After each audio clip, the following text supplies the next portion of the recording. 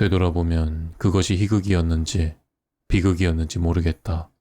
그 일로 한 사람은 추리를 해야 했고 나는 부상으로 피를 흘렸으며 또 한 사람은 법의 심판을 받아야만 했다. 그렇지만 이 사건은 다분히 희극적이었다. 그 점은 독자들의 판단에 맡기겠다. 나는 그날을 똑똑히 기억하는데 그달에는 언젠가 밝혀질 홈즈의 임무에 대한 공적을 인정해 나라에서 홈즈에게 기사자기를 수여하려 했으나 그가 거절한 일이 있었기 때문이다. 그 일은 언젠가 다시 설명할 기회가 있을 것이다. 나는 파트너이자 믿음을 주는 친구이고 싶기 때문에 이 일에 대해서는 이 정도만 말하고 넘어가려 한다. 어쨌든 다시 말하지만 그 일로 인해 나는 날짜까지 정확하게 기억할 수 있다. 1902년 6월 말 남아프리카 전쟁이 종결된 직후였다.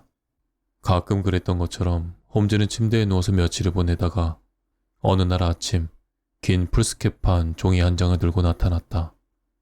무슨 흥미로운 일이라도 일어난 듯 진지한 회색 눈을 반짝이면서 말이다. 이봐 왓슨, 자네에게 돈 벌 기회가 생겼네. 홈즈가 말했다. 혹시 게리 데비라는 이름을 들어본 적이 있나? 나는 들어본 적이 없다고 말했다. 게리 데비란 사람을 찾기만 하면 돈을 벌 수 있는데 말이야. 어떻게? 그건 길고도 기이한 이야기네. 인간의 복잡함에 대한 이론을 모두 적용해도 이렇게 기이한 일은 찾을 수가 없을걸. 곧 한 사람이 뭔가를 따지러 찾아올 거네. 그가 올 때까지만 그 이야기는 잠시 덮어두기로 하지. 그 사이에 우리는 그 이름이나 찾아보세. 마침 내 옆 탁자 위에 전화번호부가 있었는데 나는 별로 희망도 가지지 않고 그 이름을 찾아 뒤적거렸다. 그런데 놀랍게도 그 이름을 찾을 수가 있었다. 나는 승리의 함성을 질렀다. 여기 있네 홈즈. 여기 있어. 홈즈가 내 손에서 전화번호부를 채갔다. 앤 게리뎁 서부 리틀 라이더가 136번지. 왓슨, 실망시켜서 미안하네만 이 사람은 이미 아는 사람이야. 여기 편지에 적혀있는 주소와 똑같지 않나? 우린 이 사람 말고 다른 게리뎁을 찾아야 하네. 그때 허드슨 부인이 명함이 놓인 쟁반을 들고 들어왔다. 나는 그것을 집어서 언뜻 보았다. 홈즈, 여기 있는데? 내가 놀라서 소리쳤다. 이번엔 다른 이름이야. 존 게리뎁. 미국 캔자스주 모어빌 변호사. 홈즈가 명함을 보며 미소 지었다. 왓슨, 좀 더 수고해야겠군. 이 신사도 이미 각본에 포함되어 있는 사람이네. 오늘 아침에 그를 만나길 기대한 건 아니지만 어쨌든 그는 내가 알고 싶어하는 많은 걸 알려줄 수 있는 위치에 있는 사람이지. 잠시 후 홈즈가 말한 사람이 방으로 들어왔다. 변호사 존 게리뎁은 둥글고 명랑한 인상이었고 미국 사업가들이 다들 그렇듯 면도를 깔끔하게 했으며 키는 작아도 강한 인상을 풍겼다. 전체적으로 통통하고 어려 보이는 구석이 있어서 활짝 웃을 때면 나이보다 꽤 젊어 보였다. 그러나 눈은 사람들의 주목을 받을 만큼 강렬했다. 사람들의 얼굴 중에서 눈보다 더 내면을 드러내 보이는 곳은 없을 것이다. 그의 눈은 맑고 빈틈이 없어서 생각의 변화에 민감하게 반응했다. 그의 말은 미국 억양이 강했지만 대화를 하기에 어려움이 있을 정도는 아니었다. 홈즈 씨인가요? 그는 그렇게 물으며 우리 둘을 번갈아 쳐다보았다. 알겠습니다. 사진과 별반 다르지 않군요. 저와 성이 같은 네이선 게리뎁이라는 이름으로 보낸 편지는 받으셨겠죠? 앉으세요. 나눌 얘기가 많을 것 같습니다. 홈즈가 풀스캡한 종이를 들어보이며 말했다. 이 편지에 있는 존 게리뎁이군요. 그런데 영국에 오신 지 꽤 오래된 것 같은데요. 왜 그렇게 생각하시죠? 강렬한 그의 눈에 흠칫 놀라는 기색이 보였다. 당신 옷이 모두 영국산이라서요. 게리뎁이 웃음을 터뜨렸다. 홈즈 씨, 당신의 추리에 관한 명성은 익히들어 알고 있었습니다만 제가 그 대상이 될 줄은 생각지도 못했군요. 그런데 그걸 어떻게 하셨나요? 코트의 어깨 재단과 신발 앞부분을 본다면 눈치채지 못할 사람도 없을 거예요. 그렇군요. 저는 제가 영국 사람처럼 보인다는 생각은 해본 적이 없는데요. 하지만 일 때문에 얼마 전 이곳에 왔기 때문에 모든 옷이 런던산인 것은 사실이죠. 그건 그렇고 홈즈 씨의 시간은 곧 돈이 아닌가요? 제 양말 지단 따위를 보여드리러 온 것은 아닙니다만 그 손에 들고 계신 서류에 대해 이야기하고 싶군요. 홈즈 때문에 약간 짜증이 난 듯 신사의 통통한 얼굴에서 친근한 기색이 거의 사라졌다. 인내심을 가지세요, 게리 뎁씨. 제 쓸모없어 보이는 말들이 결국 사건과 관련이 있다는 것을 여기 있는 왓슨 박사가 설명해 줄 거예요. 네이선 게리 뎁씨는 왜 같이 오지 않았나요? 도대체 그 사람은 왜 당신을 이 일에 끌어들인 거죠? 우리의 손님이 갑자기 화를 내며 물었다. 도대체 당신은 우리 일과 무슨 상관이 있는 겁니까? 사업상 두 사람이 해야 할 일로 탐정에게 도움을 청하다니. 오늘 아침 만났을 때 그가 나를 상대로 이런 어리석은 짓을 했다고 말하더군요. 아무리 생각해도 너무 불쾌해서 여기까지 찾아온 겁니다. 제가 받은 편지에 당신을 비난하는 내용 따위는 없었습니다, 게리 뎁씨. 제가 알기로 그분 입장에서는 목적을 이루고자 열심히 노력한 것뿐입니다. 두 분에게 그 일은 매우 중요하니까요. 그분은 내가 정보를 쉽게 얻을 수 있는 방법들을 알고 있다고 생각했겠죠. 그러니 저를 찾아오신 건 당연한 일이에요. 손님의 환한 얼굴이 조금씩 풀렸다. 그렇다면 이건 다른 얘기입니다만 오늘 아침 만났을 때 그가 당신에게 편지를 보냈다고 하더군요. 그래서 당신 주소를 알아내서 곧바로 찾아온 겁니다.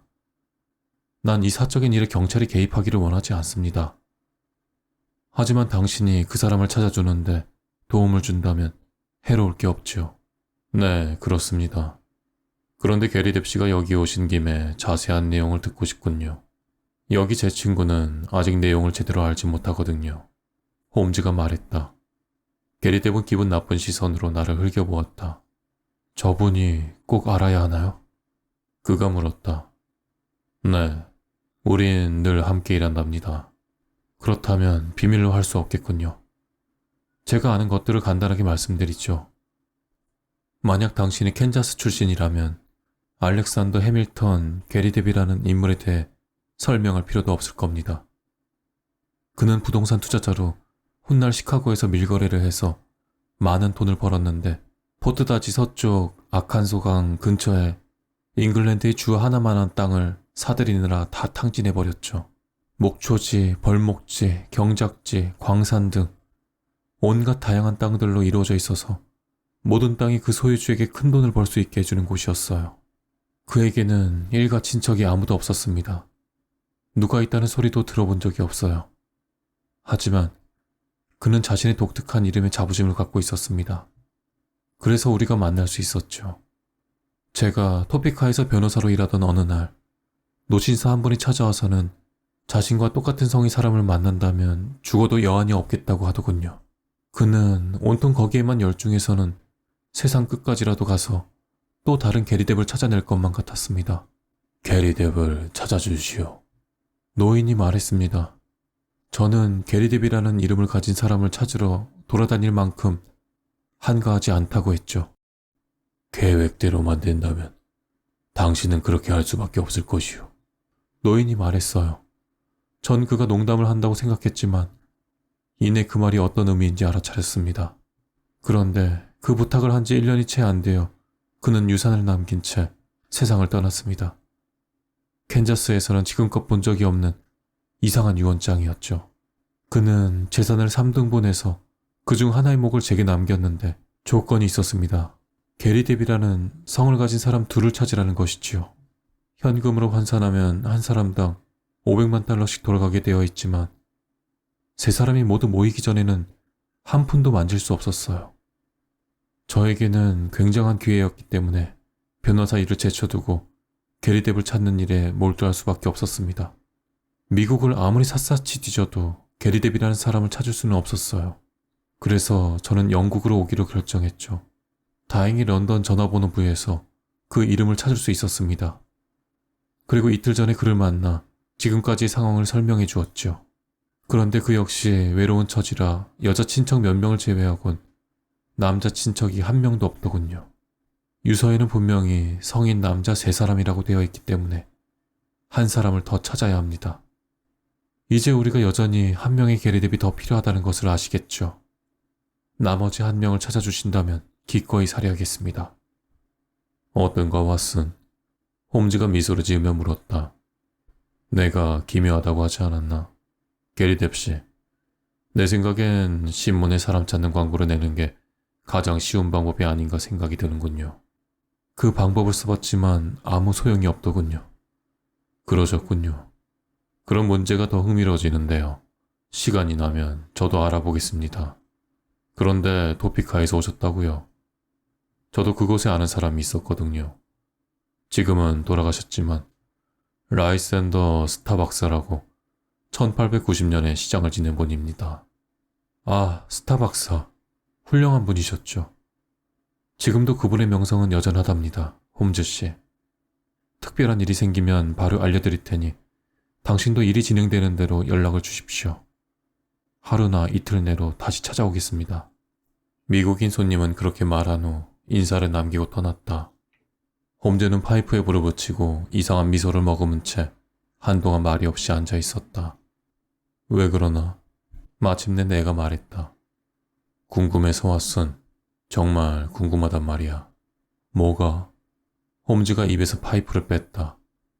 도대체 그렇게 말도 안 되는 거짓말을 왜 했느냐 말이야. 정면으로 공격하는 게 나을 것 같아서 단도직입적으로 물을 뻔했지만 이 경우에는 그가 우리 속였다고 믿게 하는 게 나을 것 같다는 판단을 내렸네.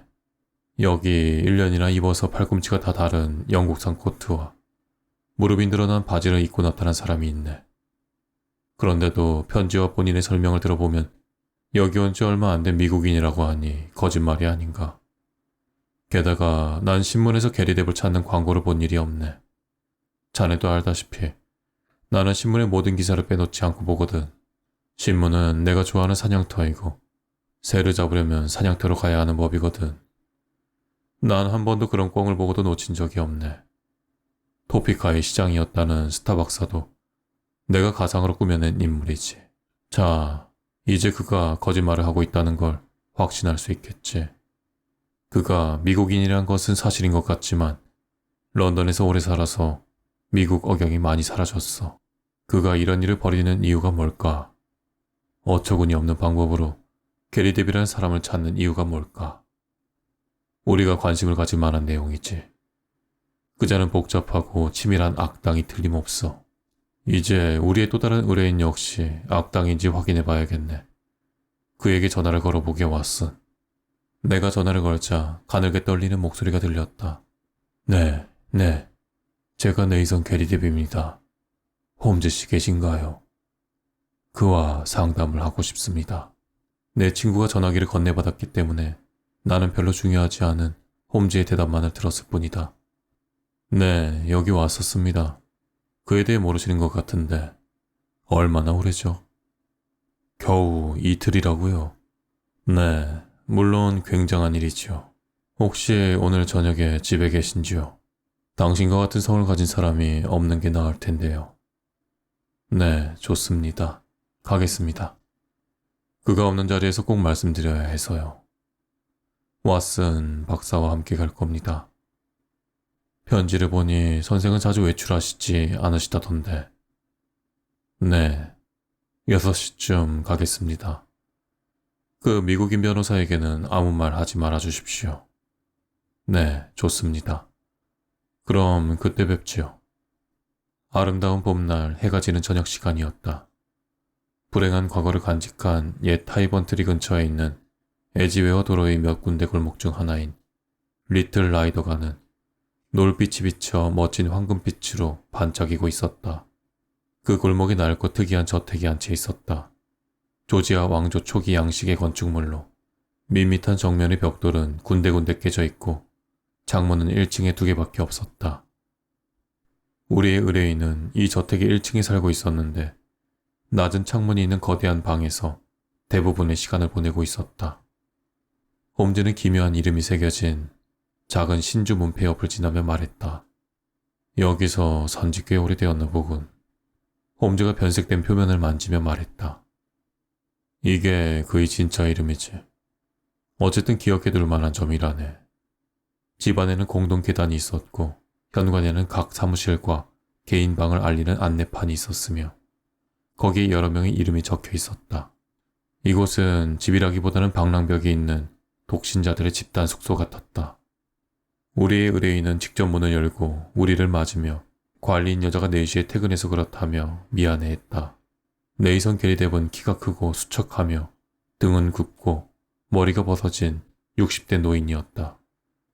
그의 창백한 낯빛과 흐물흐물 탄력 없는 피부를 보니 운동이라고는 모르는 사람처럼 느껴졌다. 구부정한 자세, 커다랗고 둥근 안경, 앞으로 뻗친 염소 수염은 그를 괴팍한 사람처럼 보이게 했다. 기묘하기는 했지만 전반적으로 친절한 인상이었다. 방 안의 광경도 주인 못지않게 괴팍했다. 마치 작은 박물관처럼 보였다. 방은 크고 깊었는데 사방의 벽장과 진열장은 지질학이나 해부학 표본으로 가득했다. 문의 양옆 진열장에는 나비와 나방의 표본 상자들이 들어있었다. 가운데에는 커다란 탁자가 있고 거기엔 온갖 종류의 파편이 널려 있었다. 그 사이로 성능 좋은 현미경에 솟아나온 긴 관이 보였다. 나는 방을 둘러보며 방 주인의 다양한 관심사에 내심 놀랐다. 오래된 동전이 들어있는 상자와 부싯돌을 모아놓은 진열장도 있었다. 위쪽에는 석고로 만든 두개골들이 쭉 진열되어 있었고 그 밑에 네안데르탈인, 하이델베르크인, 크로만용인 등의 명찰이 붙어 있었다. 그는 다양한 분야를 연구하는 사람이 틀림없었다. 그는 동전을 닦는데 사용하는 양가죽 조각을 오른손에 들고 우리 앞에 서 있었다. 시라쿠사의 전성기 시절 동전이에요. 그가 동전을 보여주며 설명했다. 그들은 급격하게 쇠퇴했습니다.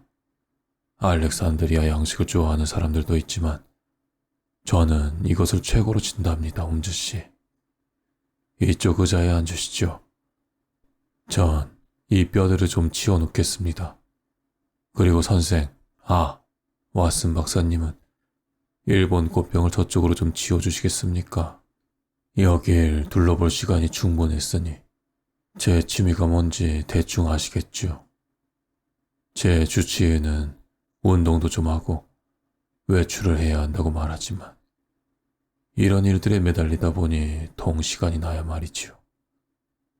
여기 진열장 하나의 목록을 만드는 데만 해도 꼬박 3개월이 걸리니까요. 홈즈의 눈은 호기심으로 가득했다. 통 외출을 안 한다고 말씀하셨죠? 홈즈가 물었다. 가끔 소도비나 크리스티 경매장에 가지만 그런 일이 아니라면 이 방을 거의 떠나지 않는답니다. 기력이 좋은 편도 아니기도 하지만 연구에 몰두하는 걸 워낙 좋아해서 말이죠. 하지만 홈즈씨, 저에게 이번 소식은 정말 큰 충격이었습니다. 아주 즐거운 충격이었죠. 제가 비할 데 없이 큰 행운을 얻었다는 것을 들었을 때 말입니다. 이제 한 명의 게리뎁만 찾으면 되지 않습니까? 한 사람을 찾는 건 어렵지 않을 겁니다. 제 남동생은 죽었고 여동생들은 자격이 되지 않지만 세상 어딘가에 게리뎁이라는 성을 가진 사람이 분명히 더 있겠죠.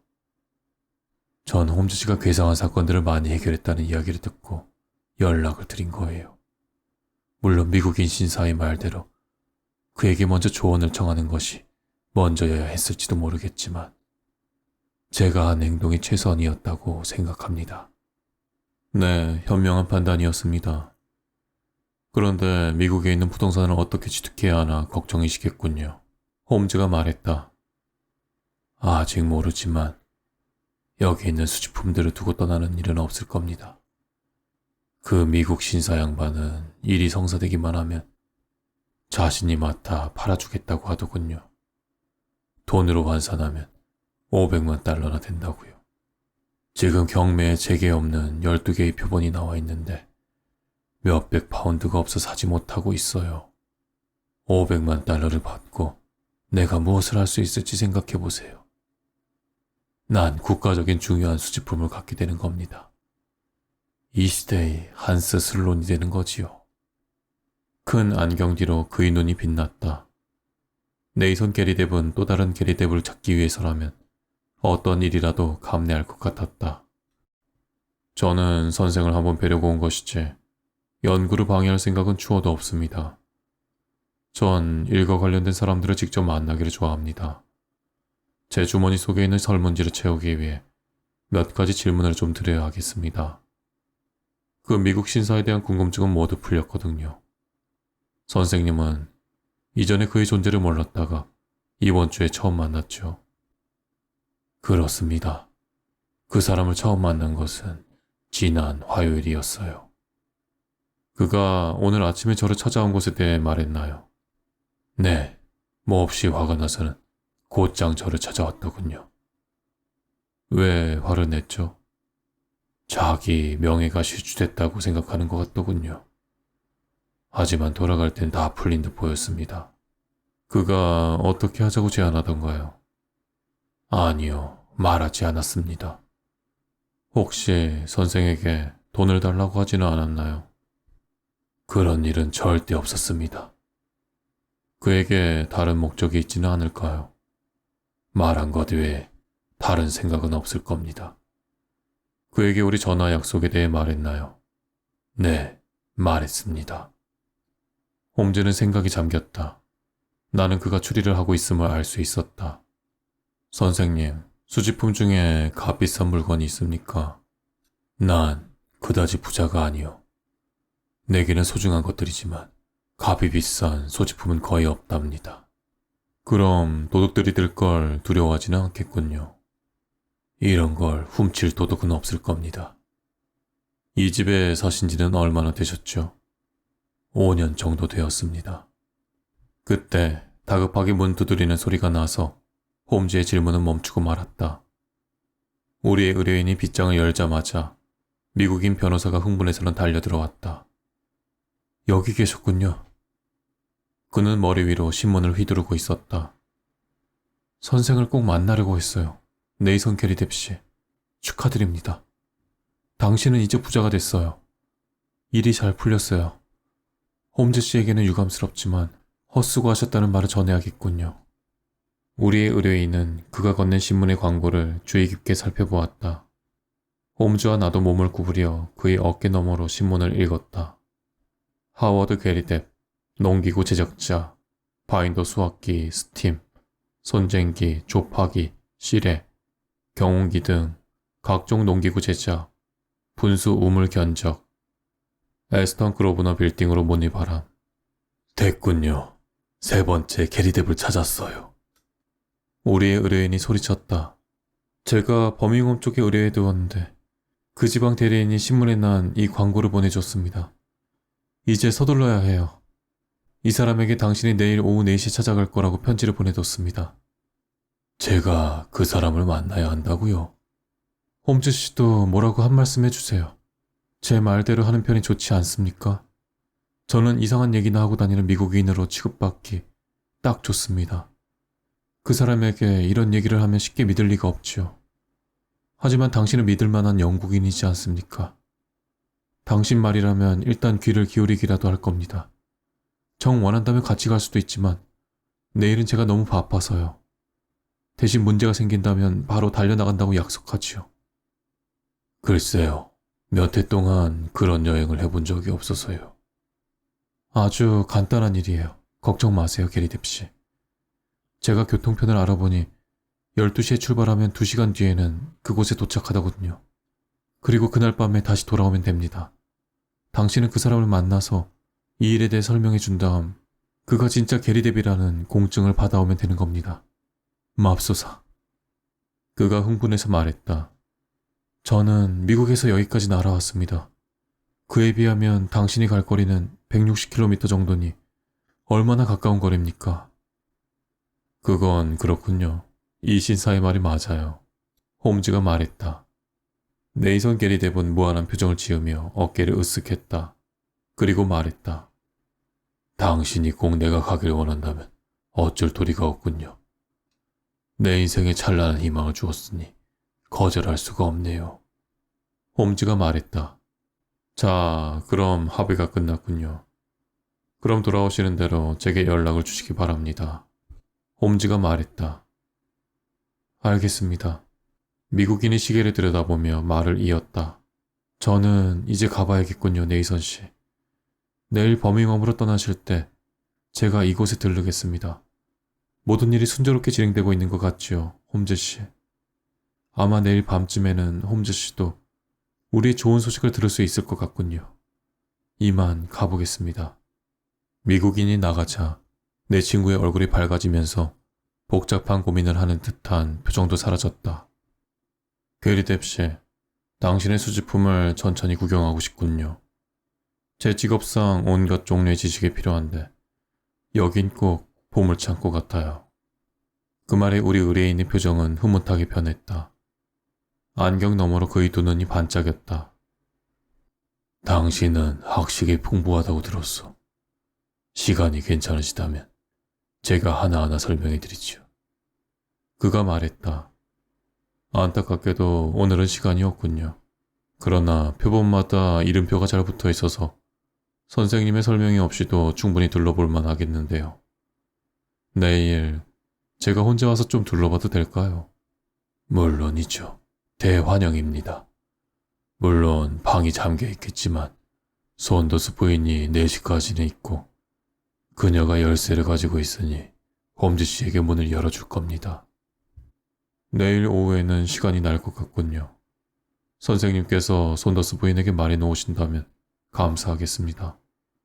그런데 이 집은 누구의 소개로 구입하셨나요? 갑작스러운 질문에 우리의 의뢰인은 당황한 듯 보였다. 에지웨어 도로에 있는 홀로웨이 앤 스트리라는 중개업소예요. 그런데 그건 왜 모르시죠? 이 집이 왠지 고고학적 흥미를 당겨서요. 홈즈가 웃으면서 말했다. 앤 여왕시대의 양식인지 조지아 왕조 양식인지 궁금하군요. 조지아 왕조 때 건물이 확실합니다. 그렇군요. 사실 더 오래된 건물이 아닐까 생각했는데 어쨌든 쉽게 밝혀졌군요. 게리 뎁씨. 이만 가보겠습니다. 버밍엄 여행에서 기쁜 소식이 있기를 바랍니다. 부동산 중개업소는 가까운 곳에 있었지만 마침 문이 닫혀 있어서 우리는 베이커가로 돌아왔다. 홈즈는 저녁 식사를 마치자마자 그 사건에 관해 입을 열었다. 이 사건도 거의 끝나가는군. 자네도 대충 윤곽이 잡혔을 것일세. 난 어디가 꼬리고 어디가 머리인지도 모르겠는걸. 머리는 확실히 드러났고 꼬리는 내일 보게 될 걸세. 아까 신문 광고에서 이상한 점을 보지 못했나. 쟁기라는 단어의 철자가 틀렸더군. 아, 자네도 발견했군, 왓슨. 자네 실력도 날이 갈수록 늘고 있어. 그래, 그렇지만 그건 틀린 게 아니라 미국식 영어라네. 써준 대로 인쇄를 하다 보니 그런 실수가 있었겠지. 그리고 벅보드도 미국식이야. 분소음을도 미국에서 흔히 하는 시공법이고 여러모로 전형적인 미국식 광고인데 마치 영국 회사에서 낸 광고처럼 꾸몄지. 어떻게 생각하나? 그 미국인이 낸 위장 광고라고밖에 설명이 안 되는군. 다만 왜 그런 광고를 냈는지 이해할 수가 없지만 여러 가지로 설명할 수 있지. 그는 순박한 노학자를 버밍엄으로 보내고 싶은 거야. 그건 확실해. 나는 내일 버밍엄에 가는 게 헛수고라고 말해줄까 했지만 오히려 그가 없는 게 낫다고 생각했지. 내일이네 왓슨. 내일이면 모든 게 밝혀질 거네. 홈즈는 아침 일찍 일어나 밖으로 나섰다. 그런데 점심 무렵 돌아온 그는 몹시 시무룩해 있었다. 왓슨, 생각보다 일이 심각하네. 그래봤자 자네에게 더 큰 위험이 다가오는 정도지만 그래도 자네에게는 말하는 게 당연할 것 같네. 지금까지도 자네에게는 뭐든 다 말했지만 이번 일은 특히 위험하니 유념해야 하네. 홈즈, 위험을 겪는 게 이번이 처음도 아니지 않는가. 이번 일이 마지막이 되지 않기를 빌겠네. 이번이 특별히 위험하다는 건 무슨 말인가? 우린 위험에 빠졌네. 변호사라는 존 게리 뎁의 정체를 알아냈는데 그는 다름 아니라 잔인하고 흉악하기로 유명한 살인자 에번스였네. 난 그 방면에 문외한 아닌가. 자네 직업상 뉴게이트의 재수 기록을 외울 필요는 전혀 없지만 난 가끔 내 친구 레스트레이드를 만나러 런던 경시청에 간다네. 그 사람들은 상상력과 직감은 부족하지만 치밀하고 조직적인 수사는 세계적인 솜씨지. 혹시나 우리의 그 미국인 친구가 범죄 기록에 있는지 살펴볼까 해서 갔었네. 그런데 범죄자의 초상이 진열된 데서 나를 보고 웃는 그 통통한 얼굴을 발견한 거야. 그자는 일명 모 크로프트 또는 살인자 에번스로 불리는 제임스 윈터였어. 홈즈는 주머니에서 봉투를 하나 꺼냈다. 그의 사건 기록에서 특기할 만한 몇 가지를 적어왔네. 나이는 44살로 시카고 출생이며 미국에서 3명을 죽였고 정치 세력 덕분에 교도소에서 탈출 후 1893년에 런던에 잠입, 1895년 1월에는 워털루 도로의 한 나이트클럽에서 카드게임 도중에 총격 사건을 일으킴. 피해자는 사망했고 그가 시비 끝에 상대를 공격한 것으로 판명. 죽은 사람은 시카고의 유명한 화폐 위조범 로저 프레스콧으로 밝혀짐. 살인자 에번스는 1901년에 석방. 그 뒤로 경찰이 그를 감시하고 있는데 아직까지는 성실하게 살고 있다고 함.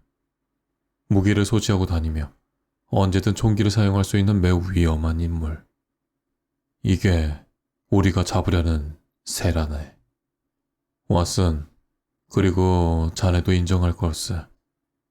그는 모험을 즐기는 새야. 도대체 그가 벌인 게임이 뭔가? 이제 말해줄 테니 잘 들어보게.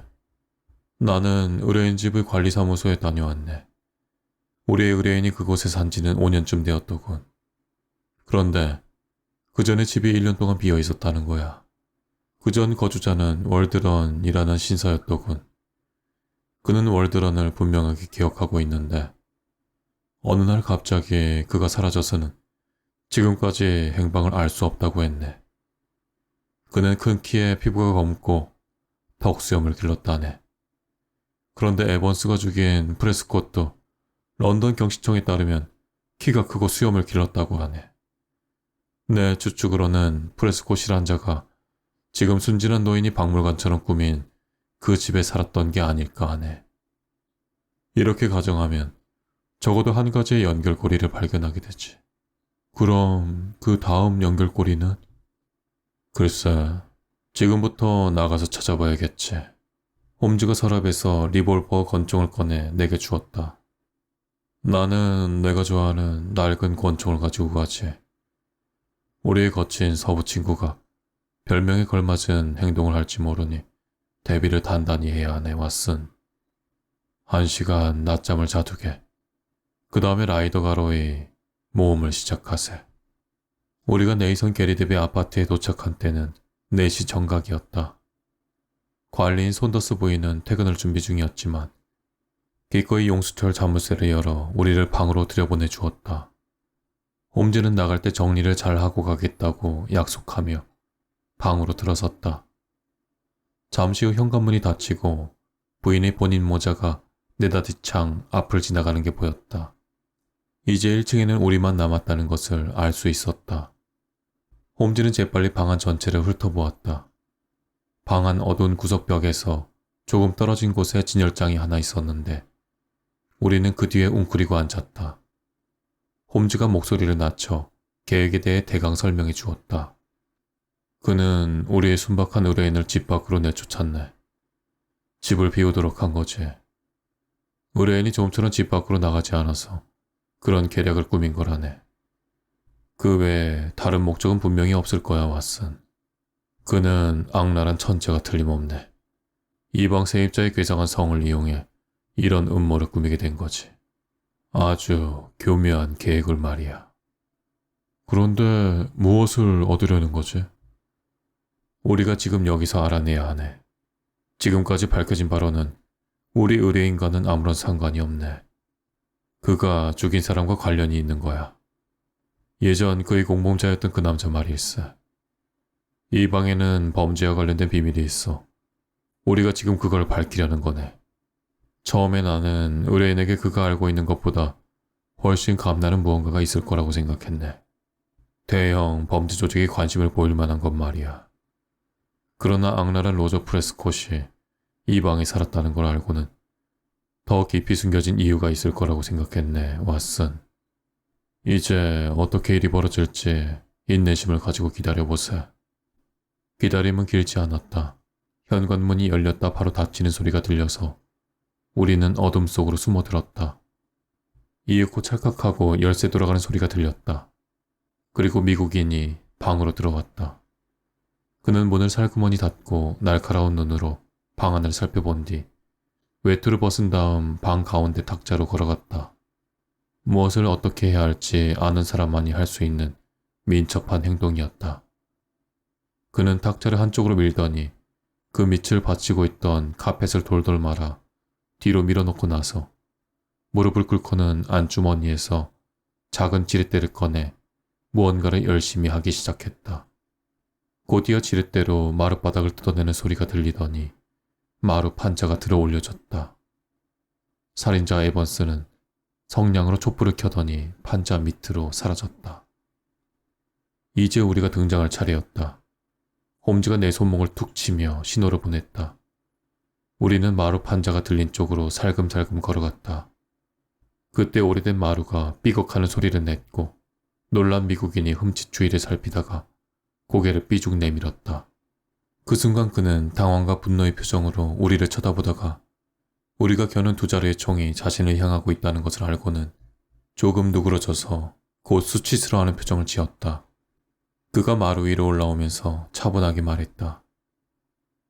홈즈 씨, 나 때문에 수고가 많군요. 처음 게임을 시작할 때부터 나를 가지고 놀더니 이제 당신이 이겼음을 인정해야겠소. 당신이 완벽하게 이겼소. 그러고는 순간 가슴으로 손을 가져가는 척 총을 꺼내더니 두 발을 발사했다. 나는 갑자기 뜨겁게 달군 쇠로 허벅지를 지지린 것 같은 고통을 느꼈다. 곧이어 홈즈가 그의 머리를 후려쳤다. 그가 얼굴에 피를 흘리며 바닥에 나동거라지는 것이 보였고 홈즈는 그가 지닌 다른 무기가 없는지 그의 몸을 뒤졌다. 그리고 강한 팔로 나를 부축해 의자에 앉혔다. 왓슨, 괜찮나? 제발 다치지 않았다고 해주게나. 그 부상은 충분히 가치 있었다. 홈즈의 냉철한 얼굴 뒤에 숨겨진 우정과 사랑의 깊이를 확인할 수 있는 부상이라면 몇 번이라도 더 이겨낼 수 있을 것 같았다. 맑고 강인한 그의 눈에 눈물이 고이고 입술은 꽉 다문 채 부들부들 떨렸다. 나는 처음으로 홈즈의 뛰어난 두뇌만큼이나 위대한 마음을 엿보았다. 보잘것없지만 한결같았던 내 헌신이 인정받는 절정의 순간이었다. 괜찮네, 홈즈. 좀 스쳤을 뿐이야. 그가 주머니 칼로 내 바지를 찢었다. 자네 말이 맞군. 살짝 스친 것뿐이야. 홈즈가 안도의 한숨을 크게 내쉬며 말했다. 그는 우리의 포로를 냉혹하게 노려보았다. 당신도 운이 좋은 줄 알아. 만약 왓슨이 죽기라도 했다면 당신도 살아서 나갈 수는 없었을 테니까. 자, 이제 변명이라도 해보지. 그는 말이 없었다. 그저 얼굴을 찡그리고 앉았을 뿐이다. 나는 홈즈의 도움을 받아 비밀 장막으로 가려져 있던 지하실 안을 들여다보았다. 지하실은 에번스가 가지고 내려간 촛불로 환했다. 녹슨 기계와 커다란 종이 두루마리, 어지럽게 흩어져 있는 병들, 그리고 탁자 위에 가지런히 놓인 여러 개의 작은 꾸러미에 시선이 갔다. 위조와 폐를 찍어내는 인쇄 장비군. 홈즈가 말했다. 그렇소. 우리의 죄수는 비틀거리며 일어나더니 의자에 털썩 주저앉았다. 런던에서 보지 못했던 최고의 화폐 인쇄기죠. 프레스콧의 작품이에요. 테이블 위에 놓인 뭉치는 프레스콧이 찍어낸 $100짜리 2000장이요. 어디서든 쓸 수 있죠. 자, 이걸 두 분에게 드릴 테니 대신 날 놓아주시죠. 홈즈가 웃었다. 에번스, 우리가 그럴 사람들로 보이나? 이 나라에 당신이 숨어 지낼 곳은 없어. 당신이 여기 살던 프레스콧을 쏴주겠지. 맞소. 그렇지만 먼저 건드린 건 그자였어. 나는 그 대가로 5년을 감옥에서 썩었죠. 도리어 접시만한 메달을 받아도 모자랄 텐데 말이요. 누구도 프레스콧의 위조 지폐를 영국은행의 진짜 돈과 구분하지 못했어요. 내가 그자를 죽이지 않았다면 영국엔 위조 지폐가 넘쳐났을 거라고요. 그자가 위조 지폐를 인쇄하는 곳을 아는 사람은 세상에 오직 나 하나뿐이었죠. 내가 왜 이곳을 차지하려 했는지 의아했지요. 그 괴상한 이름의 얼간이 곤충 채집가가 하루 종일 틀어박혀서 내가 찾는 이 장소의 바로 위에 앉아 잠시도 방을 비우지 않으니 그를 내쫓을 방법을 생각해야만 했죠. 그가 외출할 거리를 만드는 게 가장 좋은 방법이었어요. 그냥 내가 그를 끌어내버리는 것이 더 현명했을지도 모르겠군요. 하지만 난 마음이 약해서 상대방이 총을 들고 있지 않는 한 마주 쏘지 못하거든요. 이봐요, 홈즈 씨. 솔직히 내가 무슨 나쁜 짓을 저질렀습니까? 이 기계를 쓴 적도 없고 그 노인을 다치게 하지도 않았어요. 날 어떻게 할 작정은 아니겠죠? 내가 아는 한 성립되는 제목은 살인 미수뿐이로군. 하지만 그건 우리가 결정할 일이 아니야. 경찰들이 알아서 할 일이지. 우린 당신의 속셈을 알아내고 싶었을 뿐이야. 왓슨, 이제 경찰에 신고를 해주게. 전혀 예상치 못한 일은 아니었군. 이상희 살인자 에번스와 그가 꾸며낸 3명의 게리듭에 관한 이야기다. 우리는 나중에 우리의 불쌍한 의뢰인이 헛된 꿈을 꾸었던 충격에서 벗어나지 못하고 힘들어한다는 이야기를 들었다. 공중 누각이 무너져 그 밑에 깔리고 만 것이다. 마지막으로 들은 소식은 그가 브릭스톤의 요양원에서 지낸다는 것이었다. 프레스콧의 장비를 발견한 경찰은 기쁨의 탄성을 질렀다. 장비가 존재한다는 것은 알았지만 프레스콧이 죽은 뒤라 찾을 방법이 막막했던 것이다. 그런 점에서는 에번스 자신의 말대로 큰 공을 세운 셈이다. 몇몇 수사과 요원들은 에번스 덕분에 발 뻗고 잘 수 있게 되었다. 화폐 위조범은 그 어떤 범죄자보다도 위험한 존재였다. 그들은 에번스의 주장대로 메달을 수여하자고 기꺼이 나섰겠지만 그런 안목이 없었던 법정은 조금 덜 호의적인 시선이었고 살인자를 얼마 전 벗어났던 어두운 감옥으로 다시 돌려보냈다.